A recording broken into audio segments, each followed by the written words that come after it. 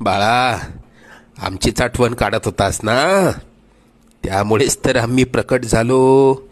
अरे मायबाप मानतोस ना आम्हाला, मग तुला पैशांची गरज असताना सांगायचं ना. कोणापुढेही हात पसरू नकोस. लोक 2-4 हजारांची मदत करतीलही, पण तुझ्या मागे सर्वांना तुझी मजबुरी हसत सांगतील.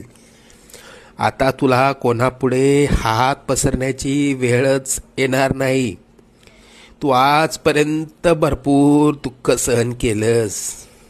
लवकरच तुझ्या रडक्या भाग्यात सुखाचे दिवस येतील. तुझ्या मनात असलेली इच्छा पूर्ण होऊन अक्कलकोटला पेढे घेऊन येणं होईल. येशील ना आम्हाला भेटायला अक्कलकोटला? सगळं मनासारखं होईल. निश्चिंत राहा.